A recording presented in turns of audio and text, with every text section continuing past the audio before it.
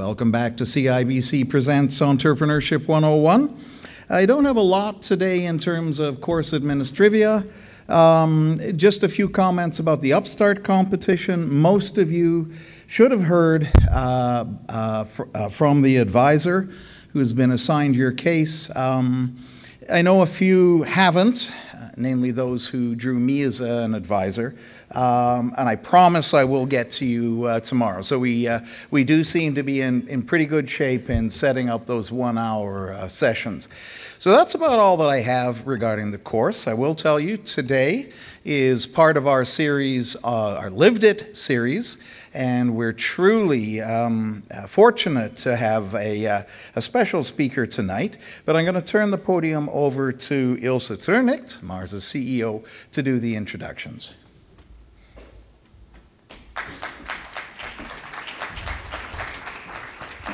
Thanks very much, Tony, and welcome everybody to tonight. We have a treat in store for you. Tonight's speaker is Bob Deluce, who's the president and CEO of Porter Airlines. He is one of Canada's true entrepreneurs that has brought to the airline industry not just his own experience, but his family's experience. So this is a little bit like the Michael McCain story where, it was really in the drinking water from the very, very early days. And that makes him a pretty fierce competitor for some of the big guys, as they've learned. So over the last 50 years, the Deluce family has been involved in doing everything you could possibly do with regional airlines in Canada. They started with White River Air Services, Noront Air, Austin Airways, Air Quebec, Air Ontario, Air Manitoba, Air Alliance, Canada 3000 Airlines. Then in 1987, he became the president of Deluce Capital, and currently he's the president and CEO of Porter Aviation, which holds Porter Airlines. So Porter Airlines started out serving Montreal, Ottawa from the Toronto City Airport, but as you've seen from their absolutely fantastic ads in the Globe and Mail, they've started to fly to a number of other jurisdictions in Canada and now also across the border. And as the border to the US has thickened, the attraction of flying from the city airport has become even more powerful. So how have they differentiated their business? Well, any of us who fly Porter Airlines regularly know that they have focused really on new innovative approaches and customer service. So when you go down to the Toronto City Airport, you will often see Bob and his brother Bill talking to customers, and it's funny how small things become quite legendary. I was on a board of a company in Ottawa, and they always knew I came Porter and always asked me for the cookies. Did I bring any cookies from the Toronto City Airport? So we're absolutely delighted to have Bob here. Thank you very much for joining us this evening, and I hope we all will recognize how lucky we are. We're going to be inspired to think big tonight. So thanks very much, Bob.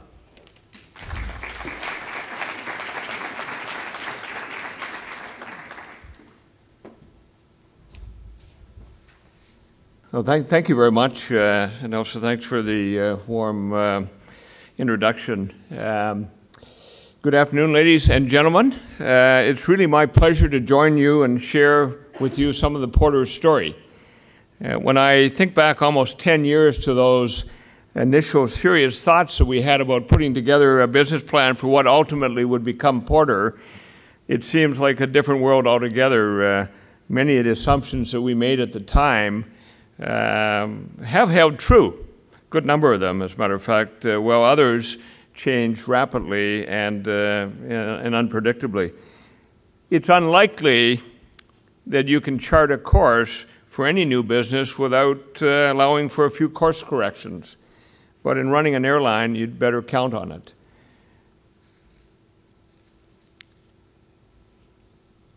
Now, fortunately, Porter's progress has been quite positive compared to the more general industry trends that have taken place, particularly in the last few years. Since taking off back on October 23rd, 2006, with service between Toronto and Ottawa, Porter has grown to become now Canada's third largest scheduled carrier. Our fleet and destinations have expanded, building upon a base of Toronto City Airport and the convenient downtown location, along with delivering a superior level of customer service. Now, when it comes to starting an airline, flying is supposed to be the fun part, but there are really a good number of basic decisions required before you actually get to fly an aircraft, before you actually have it in service. What type of aircraft will you use? What routes and frequencies will you fly? How much capital do you have, and how are you going to allocate it? Who is your target market? All these seem like pretty simple concepts, but the answers don't always come easily. We'll look at some of these decisions from Porter's perspective here today. Everything from operations to customer service, sales and marketing, regulatory agencies in multiple jurisdictions must be taken into account. And in order to succeed, you need to identify and deliver on a unique value proposition. Now, we've been extremely busy since our first flights, with everything from aircraft deliveries to opening up some 10 destinations to constructing a new terminal. So I can tell you from my own experience that the time has passed rather quickly, not only for myself, but for everyone at Porter. I'm not trying to suggest for a moment that it has simply been a matter of selecting destinations and making aircraft available and watching them fill up with passengers. That just hasn't been the way that it's worked. It has been an exciting few years, comprised of some challenges and thankfully a good number of successes. When you're in the airline business, it is wise to prepare for at least a few speed bumps. And that's why we ensured that Porter got off the ground with a fairly unique business plan and with a dedicated team that are delivering results. Now, even with this plan in place, a number of issues have come our way. Some were unique to Porter, such as local political matters, and I'm not going to go too far down that path and talking about bridges and mayors and other things like that, but while others, like oil prices and swine flu, were felt by the wider airline industry. And then there's the broader economic uncertainty, which impacted everything from government policy to corporate travel and beyond. And much of this news, especially more recently, created an environment of indecision and retrenchment, but Porter continues moving ahead successfully. This isn't something we take for granted.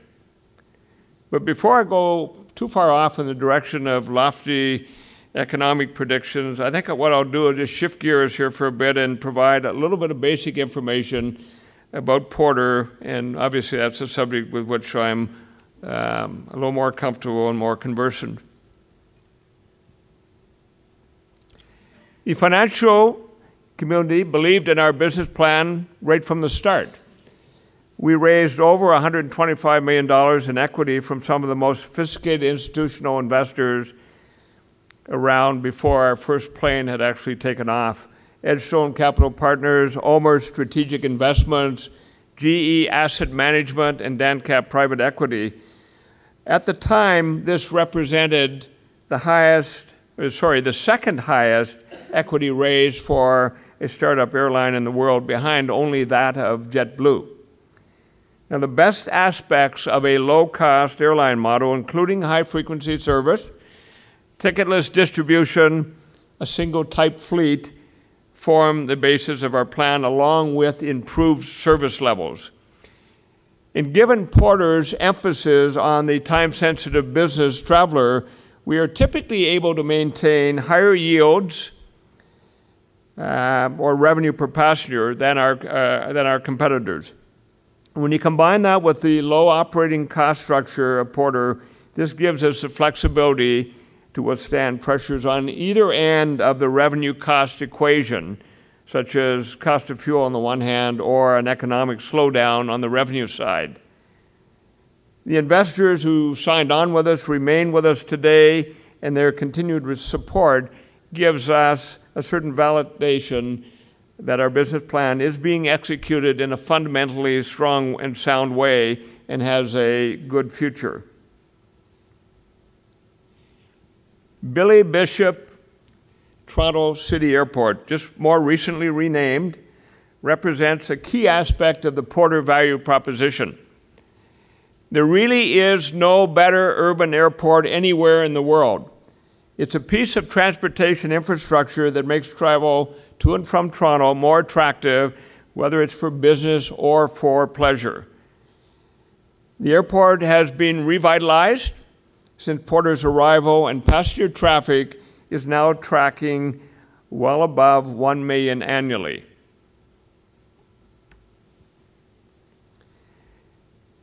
To support our growth, a new $50 million terminal is currently under construction at Toronto City Airport and is being privately financed by Porter. We have over 150,000 square feet of new space that can accommodate more than 2 million passengers annually, along with administration and operations offices, as well as retail and food concessions. Expanded Canadian customs facilities are included, and we've also initiated discussions now with U.S. Customs for pre-clearance in Toronto that we hope to have available as our U.S. destinations grow. The first phase of that construction, the new terminal, is actually nearing completion and will be open later this month. Phase 2 will be ready later in the year, probably toward the end of summer. It is perhaps the most visible change to the experience since we started flying, but it is an investment that we expect will pay off both operationally and for our passengers. Access to the airport has also improved since Porter's arrival. The Toronto Port Authority operates the airport and invested some $15 million for the initial new ferry and passenger terminals back in 2006, and that provided us with the access we needed to move forward with our business plan. This year saw the deployment of a second modern ferry, with the Port Authority committing an additional $5 million to double that initial passenger capacity. The original ferry will be used as a backup and provide the ability for necessary maintenance rotations without inconveniencing passengers. Earlier this year, plans for a pedestrian-only under-channel walkway or tunnel were advanced by the Port Authority in order to support the airport's ongoing success. And should this project move ahead, it will provide consistent, uninterrupted access for both passengers and airport-based employees. And in our view, it's a fairly elegant solution, and one that will be very complementary to the waterfront. Now, passenger service was neglected at this airport in the 16 years prior to Porter's arrival, but history shows here on this slide for certain that there was strong demand for what we are now offering. This slide represents growth for Porter and the airport at a time when many airlines have seen traffic drops and have been forced to cut capacity and limit their expansion plans. Well, you can see in the slide that in the approximate 16 years prior to previous airline leaving the airport, that traffic did slump, and really it dropped back to a level of about 20,000 passengers annually. Obviously, it has increased dramatically in the 3 short years that we have been there. And to achieve that growth, I believe that it has been quite important to be a bit bold, while at the same time quite strategic. The easy response, especially more recently, would have been to cut back and hoard resources until things improved, but that has not been our approach.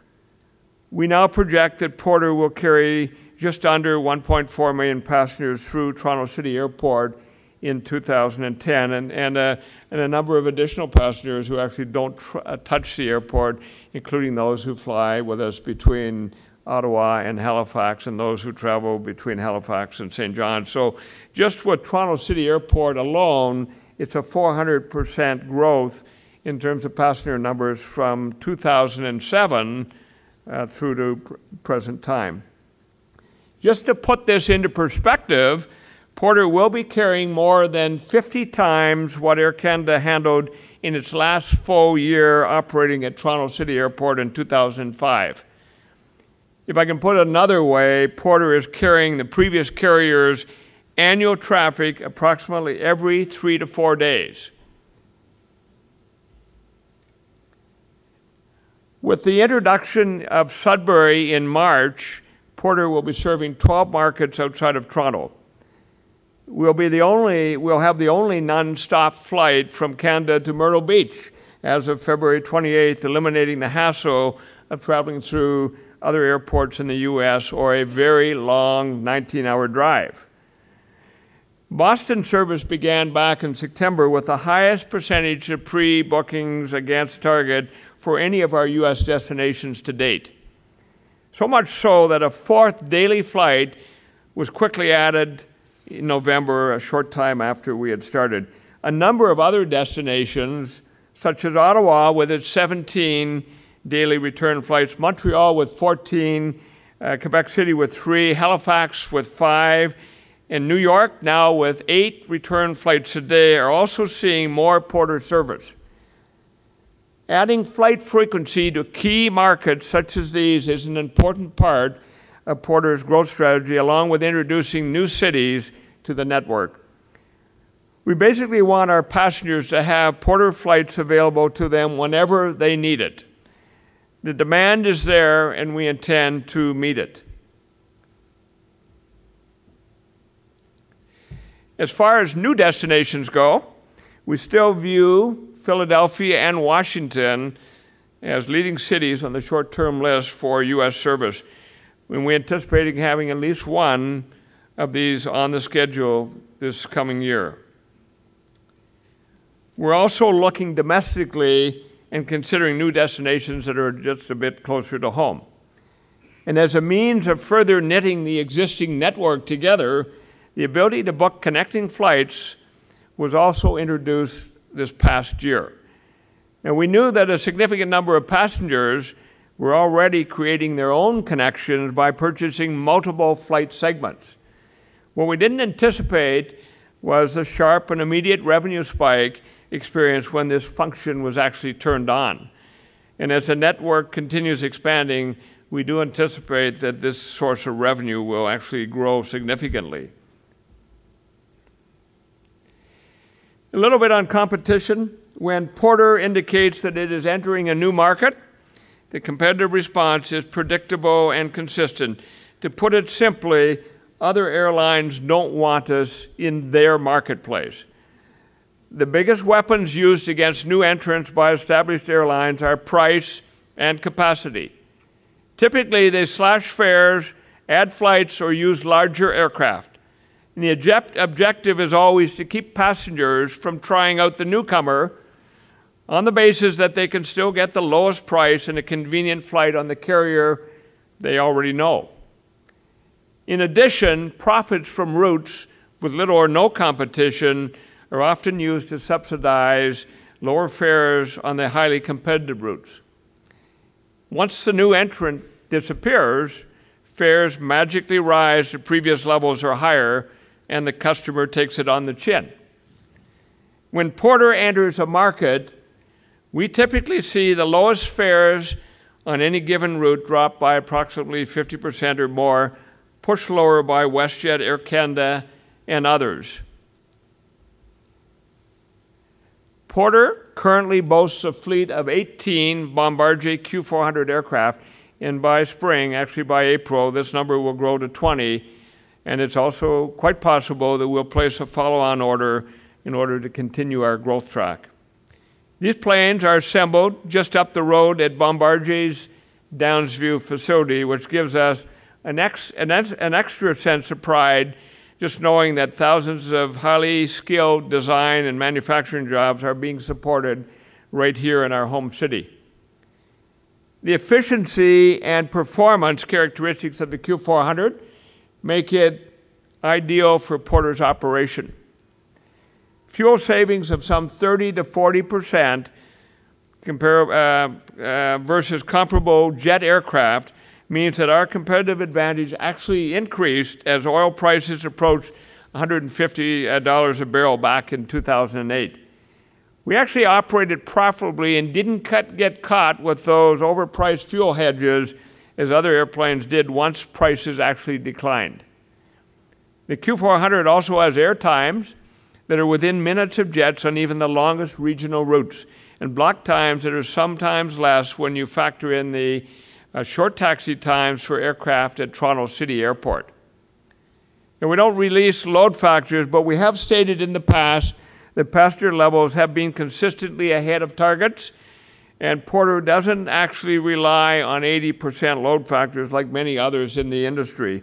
One reason is the incredible economics of the Q400.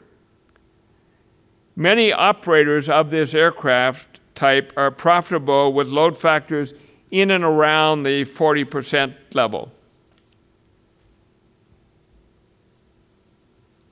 Of course, this low-cost structure does not translate into a discount service for our passengers. The Porter experience is refined, and it's designed to restore a certain amount of dignity to regional air travel for all of our passengers. And we will always be price sensitive, price competitive, but our emphasis is on creating a real value using a combination of speed, convenience, and service. The total passenger experience is something we pay very close attention to, everything including the stylish brand, the Toronto shuttle bus service, the simple check-in process, the well-appointed passenger lounges now, and premium in-flight service is geared toward increasing passenger comfort and creating a stress-free, refined environment. These are just some of the attributes that are resonating quite well with our passengers, but I think the one which is defining us more and more is service. Once aboard, you receive premium snacks, beer, wine, leather seating, and extra legroom, all at no added cost. On the ground in Toronto and now in Ottawa, there is complimentary access for all passengers to lounges with a selection of snacks, beverages, Wi-Fi, and comfortable seating. Once again, these amenities are free. This complimentary premium service on its own is often seen as remarkable by our passengers in this day and age, particularly when most of these amenities are charged for on an add-on basis. The fact that we make it available across the board to everyone, regardless of fare class, adds to the actual and perceived customer commitment and value. Our first dedicated passenger lounge outside of Toronto recently opened in Ottawa. And as our second busiest airport with now up to 44 daily departures, the new lounge is a popular addition for passengers. The features and design are much the same as in Toronto for those who have experienced it, and the possibility exists for Porter establishing other lounges in the future at our busiest centers and cities. Porter's approach to customer service is recognized in the most recent Ipsos Business Travel Survey. The numbers that you can see on the screen indicate Porter's exceptional satisfaction levels compared to other Canadian scheduled carriers. In fact, 93% of actual travelers are at least very satisfied with the service, and within this group, an even higher percentage was extremely satisfied. Ipsos was quite astonished with these numbers, particularly given the fact that we're an airline. They told us that the numbers might actually be difficult to beat in terms of any industry.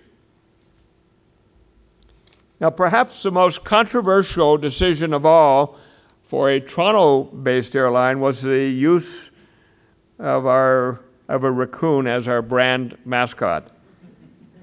Toronto apparently has more raccoons per capita than any city in the world, and they are responsible for a great deal of mischief, to put it bluntly. We actually call our mascot Mr. Porter, and he's only part of our overall branding effort. Where many aspects of our brand are rather corporate, Mr. Porter is entirely the opposite. He has a playful, colorful, and mischievous personality, which is very useful in terms of our packaging, our advertising, passenger communication, and other areas that call for attention. You can see on screen a couple of examples of how Mr. Porter is used in our advertising, and I also have a brief 60-second animation that I'd like to show you, and we've used various versions of this animation in TV commercials, movie theater trailers, and elevator ads. And it's quite brief, but we'll run it if this works.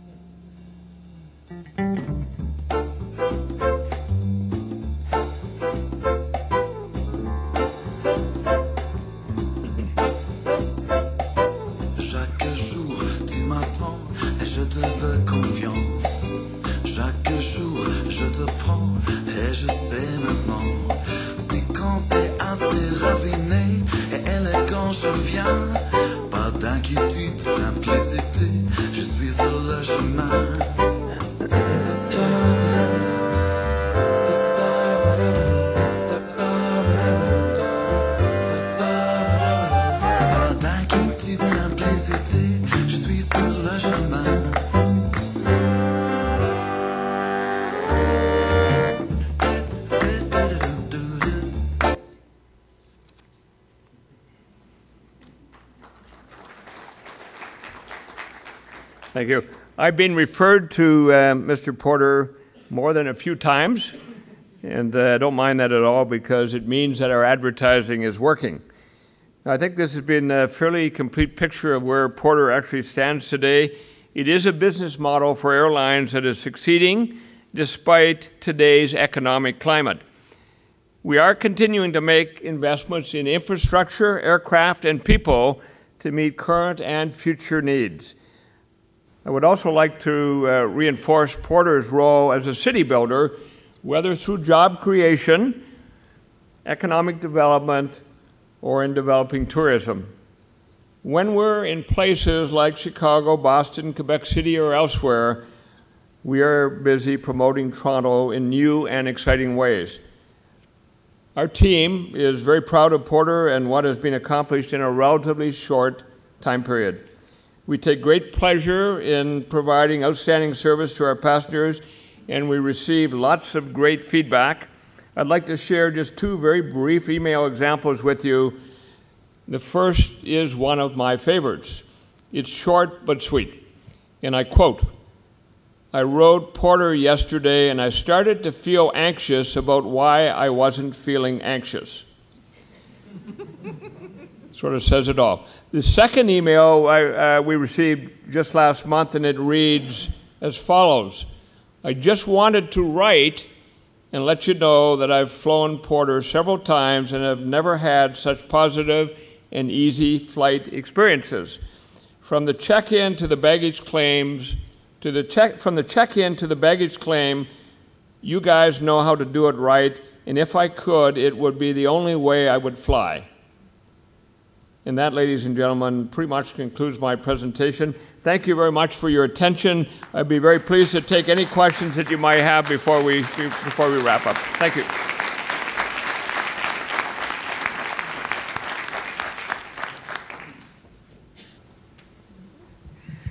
So Bob, what's the secret to instilling that culture of customer service in your team? Do you put them through formal customer service training? What's something in the water? What do you do? Well, it certainly starts with, I'm not sure whether you can hear off this mic. Is it working okay? Working all right. Good. Well, it certainly starts with the actual hiring and selection process, and I think one of the things we certainly think that we did right from the beginning, and that was in terms of putting in place right on day one, sort of one of the first 5 or 6 employees, staff members who came on board was actually a VP of people. Now, many companies that I've been involved with don't actually put an HR or a people person in place until it's almost too late, or until they really need one badly, and then you're doing a lot of catch-up. So having somebody in place from day one was important. So we've paid a lot of attention to our selection of people, and I think we spent a lot of time setting a certain corporate culture. And of course, once you have been selected, once you've agreed to come on board, there is a pretty good orientation, lots of training. It's a sort of business where you really do have to train and retrain again.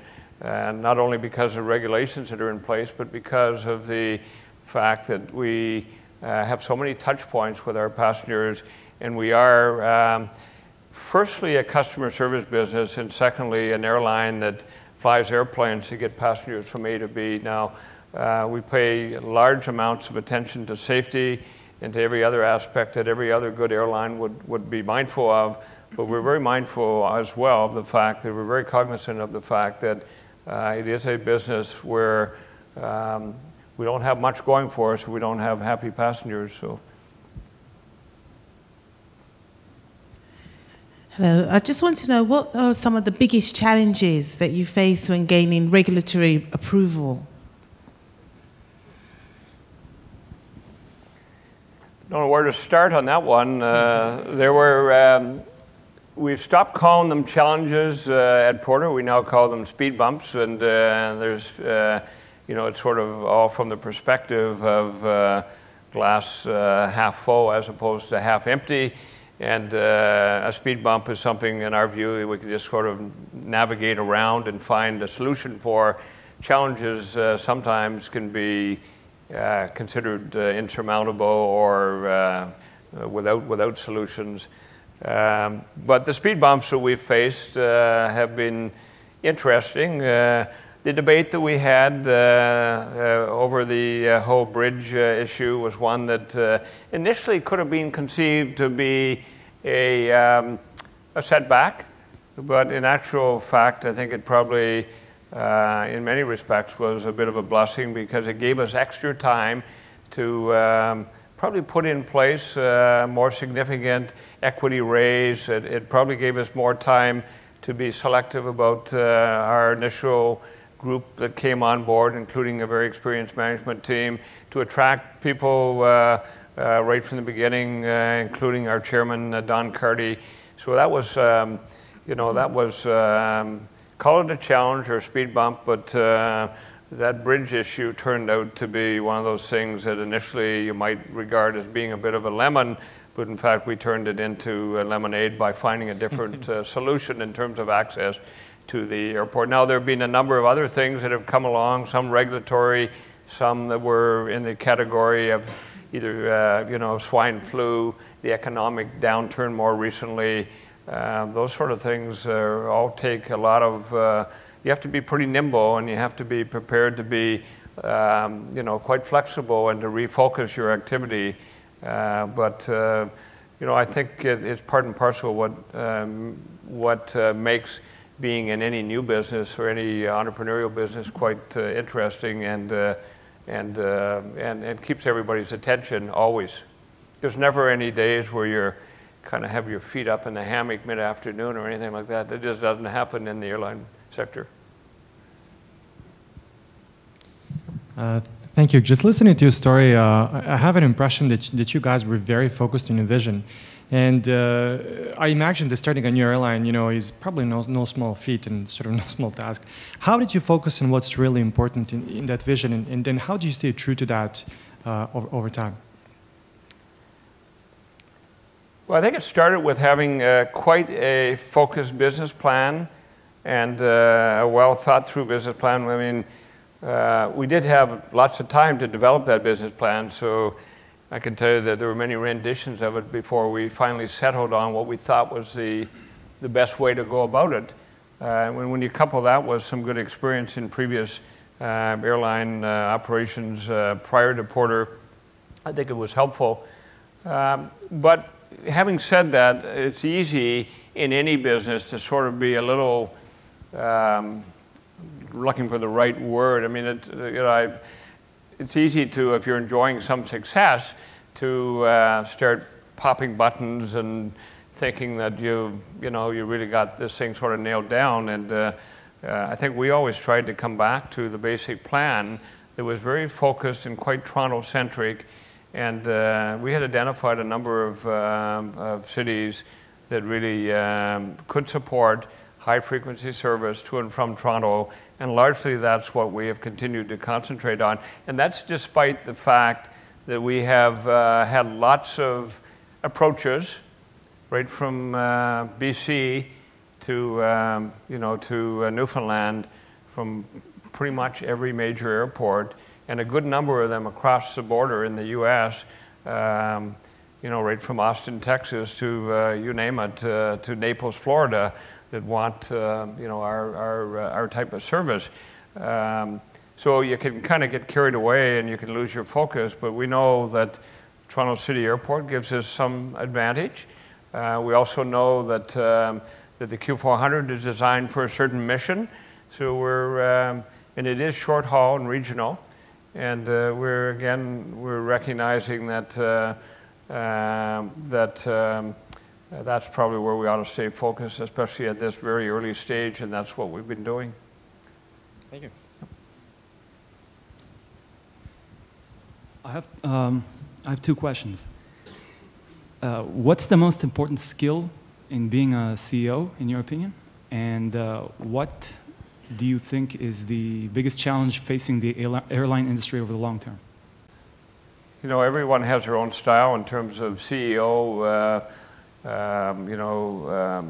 the things that work for you in that particular position. But I think that being approachable, open, and listening is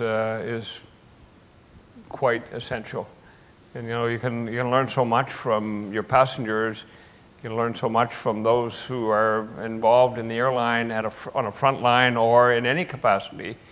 And if you sort of lose sight of that, every once in a while I have to give myself a little pinch, because I enjoy the advantage of being able to ride. Any passenger can do it, but in my case, my office is at the airport, and I have parking, as does all of management and a good number of others, right on the island, so we can go across on the ferry.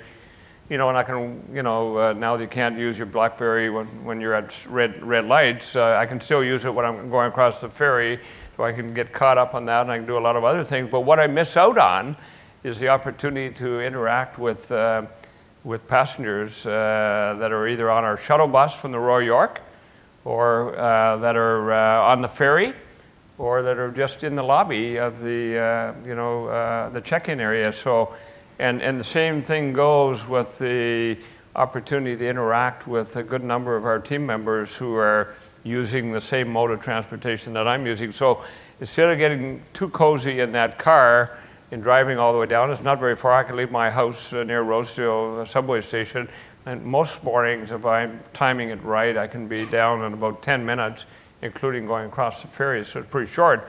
But in 30 minutes, I can take and actually be there by using the subway and using our shuttle, and having the ability to interact with passengers. So, so being open and listening. It's a bit of a long-winded question, or a bit of a long-winded answer to your question. The other one, I'm not sure I'm the most qualified individual to say what is out there and facing the airline industry sort of globally, or the most challenging thing. I think there are different issues that come up from time to time, that range right from the volatility of fuel pricing, the changing FX rate. You model things based on a 90-cent dollar, and lo and behold, it's it's 82 cents, or it's $1.02. Depending on which way it's swinging, that can be an advantage or a disadvantage. there's always the unpredictable, economic climate as we've experienced more recently. So Don Carty, our chairman, who would look at it probably differently from me with his broader experience on sort of a more international basis, would give you probably a different answer, but that's the best answer I can give you. Hello, could you please talk a little bit about the risks involved in basing your entire business on one aircraft model? And I think back to, I think maybe about 18 months ago, there were some issues in the news about landings in Europe, which caused some trouble for the Q45. And then, a year ago, last February, was that tragic incident in Buffalo, which was not related to the aircraft, but just a little bit about the thinking involved in running one type of aircraft. Well, it's a great question, and there are many positive things about having a single type fleet. There are some negatives, and you've hit on a few of them that would give you, I wouldn't say give you cardiac arrest or anything, but it would certainly give you a couple of good gulps if you were at the early stages of anything involving anything from an undercarriage issue to the more tragic and unfortunate accident that happened in Buffalo just back a little over a year ago. So when you happen to be operating the kind of aircraft that somebody else is operating and that has had some issue or difficulty with, that always is cause for sober reflection and requires a very focused effort to ensure that you have the latest information, the full story, and you can make an intelligent decision with respect to whether to pull an aircraft out of service. As for a very brief moment in time, we had contemplated with respect to the Buffalo accident, there was probably a 2 or 3 hour time period where we didn't have enough information. And that was prior to our first flight that morning, but that happened at about 9:27 on a whatever night, Thursday night or something. And I can tell you that everyone was in high gear within our company by shortly afterwards. And my associate, Brad Cicero, is here with me tonight. And he and I were having quite lengthy conversations there at, I hate to say it, but probably 3 o'clock in the morning or so. So, what are the risks? The risks are that you picked a dud in terms of an airplane, or one that has developed some issues that you weren't aware of. I think the important thing when you're selecting an airplane in the first place is to go to a manufacturer that has a really good reputation, that has a track record over a period of time. I think it's also useful to have the airplane in service for a little while. That's always handy before you actually become a big user of the aircraft, if that's your lifeline, if you will. So on the positive side, and I'd like to dwell on that for a bit, is the fact that when you do have a single type fleet, it really does help in terms of your operating efficiency and in terms of your costs and your ability to provide a consistent, seamless service all the way around. Occasionally, you can introduce, a second type, particularly if it's very similar to the first type. So different sizes of Boeing 737s or different sizes of Airbuses or of Embraers or of Bombardier products sometimes can be introduced, without sort of having all your eggs in one basket and still having most of the efficiencies that go with kind of a hybrid of the type. Anyway, that's lots of decisions to make when you're selecting an airplane, but biggest single thing is your aircraft manufacturer and their reputation, their reliability, and their track record. Seems like most people in Toronto and a lot in Ottawa and Montreal as well are familiar with Porter and your advertising. I'm just wondering if you've done any advertising in the US markets where you fly. Yes, we have. We hit all the major newspapers in even places like New York. It's not inexpensive to do the Wall Street Journal or the Wall Street Journal. Help me, Brad. Second one here, but two main daily newspapers in New York we're in on a very regular basis, And we do we do some of the radio and other forms of advertising. But I think two things to consider here. One, remember that almost all of our flights are from Toronto, to and from Toronto. About 50% of our takeoffs and landings or departures and arrivals are from Toronto. So concentrating on Toronto is pretty essential. Now, depending on the market, some of the markets will be tilted in terms of inbound traffic, or more traffic starting in Canada and going to the US and returning, as the case may be. And every market's a little bit different. So, and how a market is performing often drives how much advertising we do or what level of exposure we need. And you know, I can tell you it's something we review on a very regular basis. If a market needs more effort, whether it's in the US or whether it's in, you know, St. John's, Newfoundland, or Thunder Bay, if you know, our loads and our load factors need a bit of stimulation, then we, you know, we're very quick to sort of focus some attention and some dollars, in some cases quite significant dollars, on that market in order to make sure that the Porter brand is understood and is out there as strongly as it is in Toronto. Now, we've been in Toronto longer than we've been elsewhere, so we're more established here, and every time we promote another market, whether it was Ottawa as a first instance, or Montreal, or you know, Halifax, or wherever, anytime we're promoting that new market, we're also promoting Toronto. So Toronto gets it, you know, sort of in spades. But you know, that's part and parcel of being based right here and having it as our most important center from the point of view of what drives most of our traffic. At the beginning of your talk, you talked about the assumptions you made in your initial business plan and how so many of them have held true. I wonder if you could comment a little bit about what you've learned both from the assumptions you got right and from the ones that didn't turn out the way you thought they would, and how that's affected the way you do your business planning today. A good question, and one that I can tell you we spend a fair bit of time analyzing what does work and what doesn't work always. But maybe I'll give you a few examples or a few sort of things that, you know, we started off in our initial business plan, didn't contemplate Halifax, and didn't contemplate Tremblant. We had some 17 other destinations identified as being the ones that we thought would work best. What we found quite quickly is that our initial concept of having very high frequency to some of those bigger centers, meaning Ottawa and Montreal and New York and elsewhere, that was a really good decision most of the time.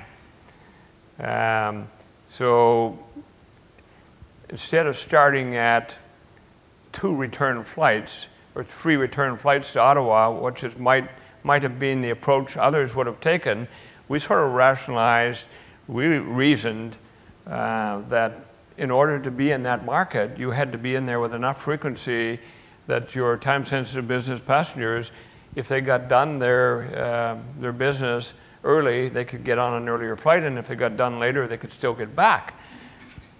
So that's fine until you get to sort of Christmas or summer time period. And some of those markets we found actually drop off significantly on a seasonal basis.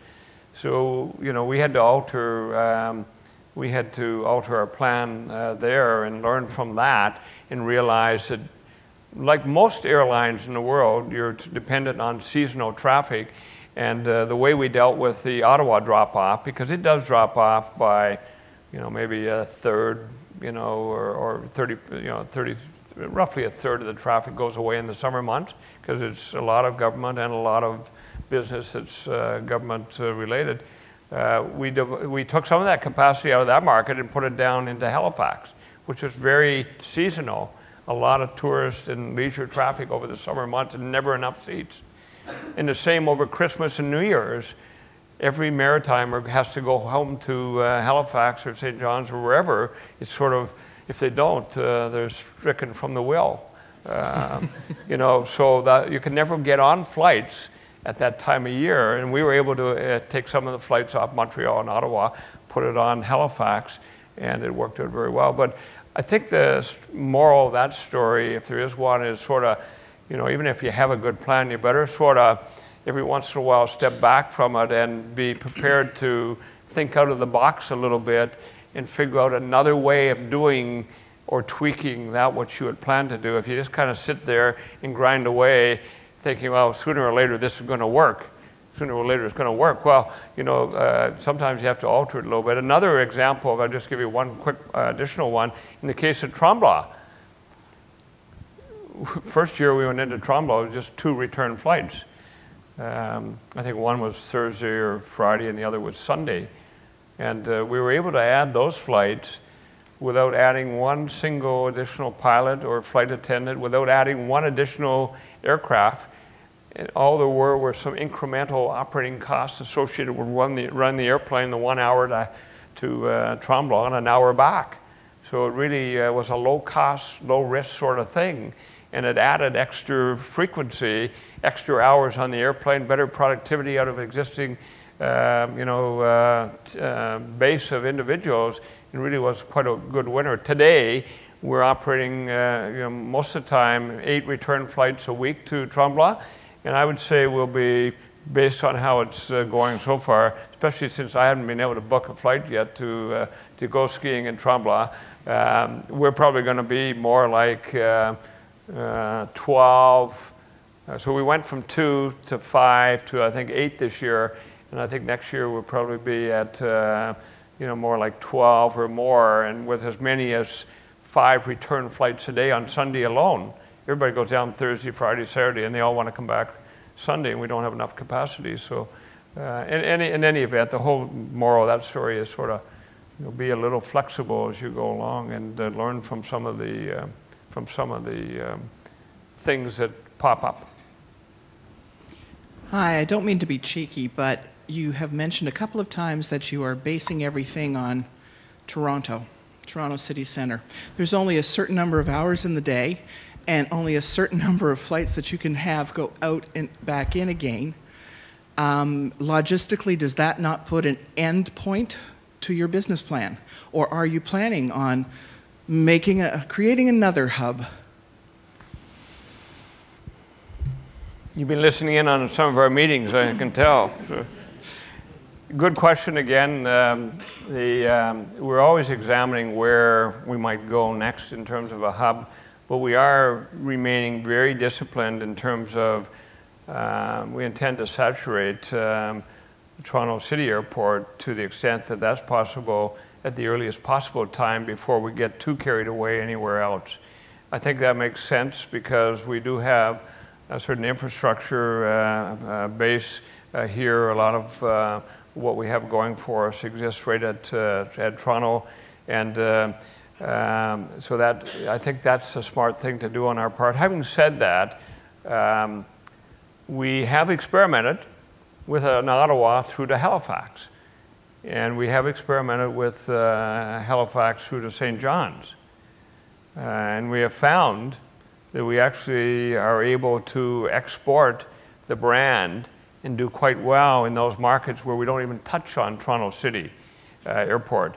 So it is possible, but it is a second priority, and there may be opportunities in the future once we've sort of come as far as once we've gone as far as we can go out of Toronto City Airport to maybe do some things out of Ottawa or Montreal or Halifax or who knows where, down to whatever destinations. But I think we'll try to stay regional. Having said that, now what's regional? I mean, it could be Winnipeg to St. John's. I don't know. That's all kind of regional, I think, and all within the capabilities of the Q400.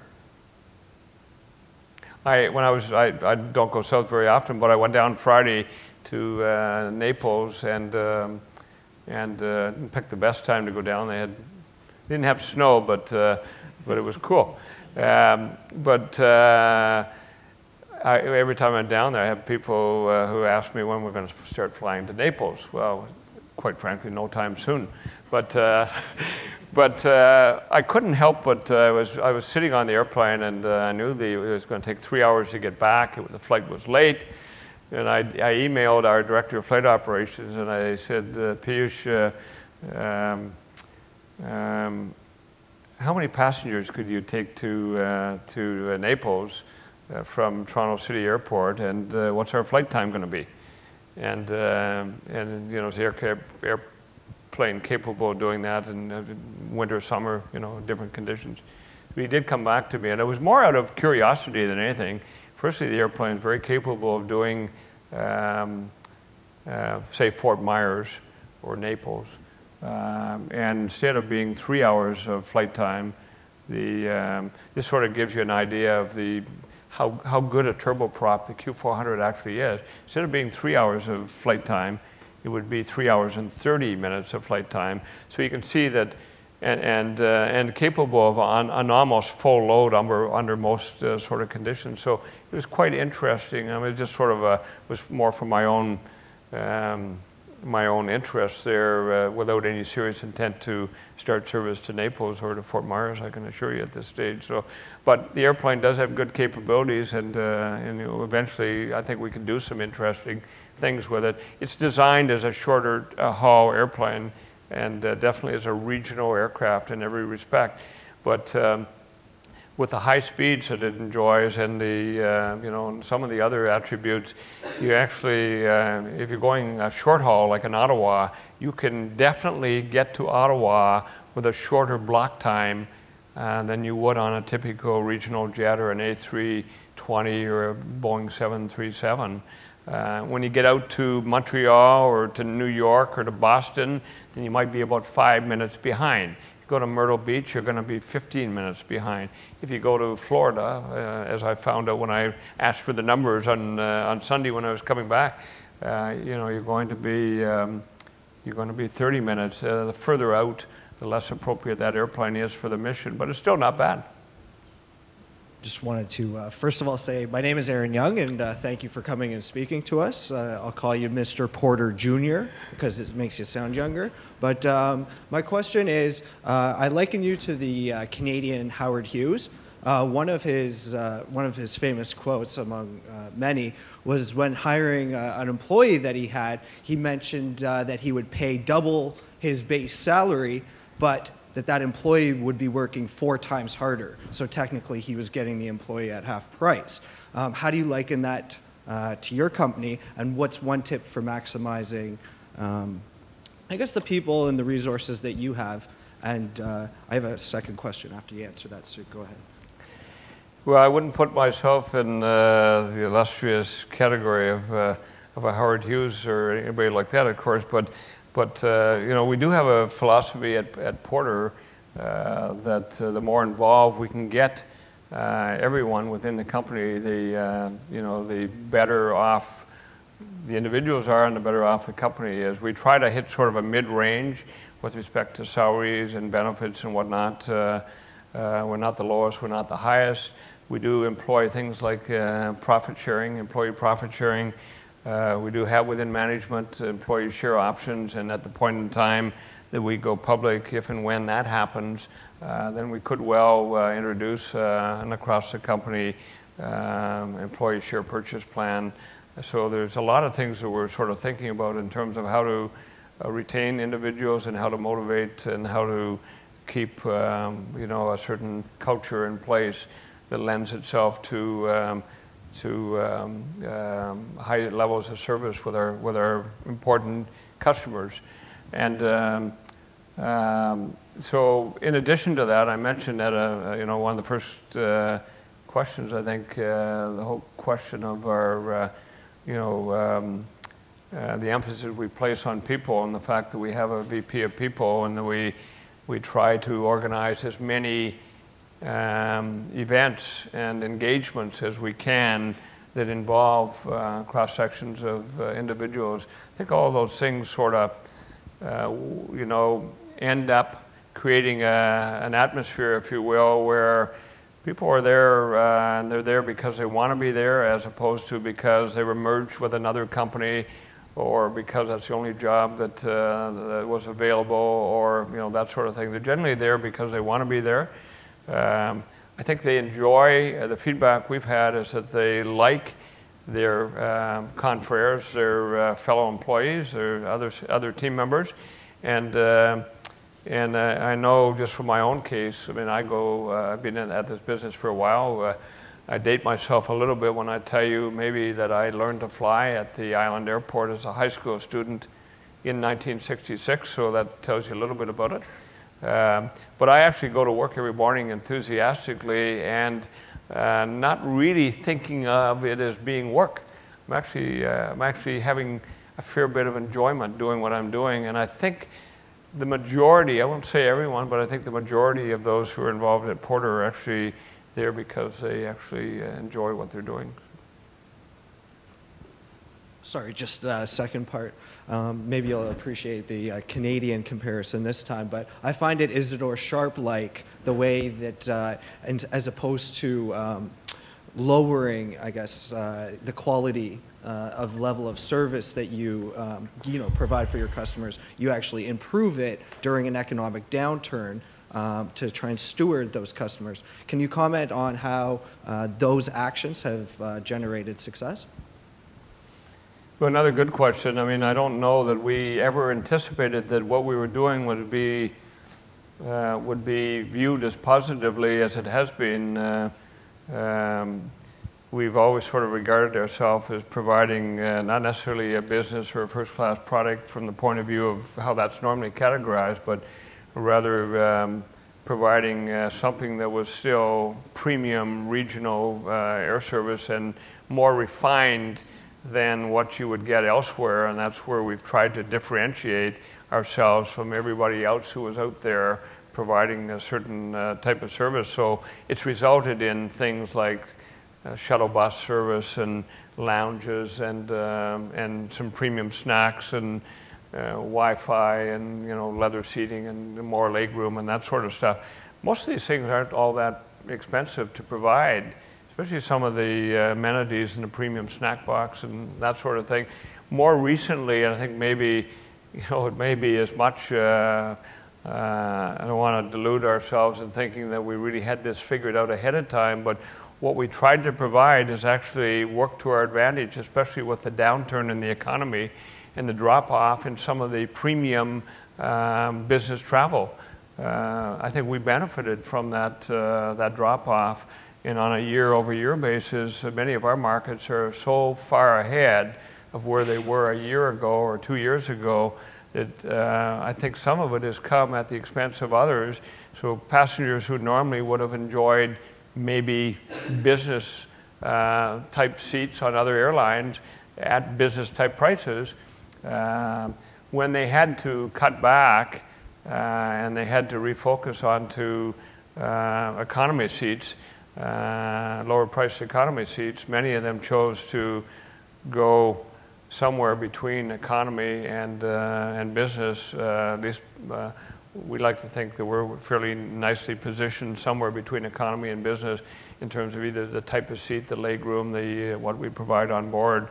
And so I think what we've inherited is sort of passengers who really perceive Porter to be quite a good value proposition. And that really more recently, as the overall high-end premium travel has turned down, many of those who might only have traveled that before but now can only travel economy have chosen to fly Porter because we're a more refined type of service than you'd normally get if you were at the back of the airplane. Good. Thank you.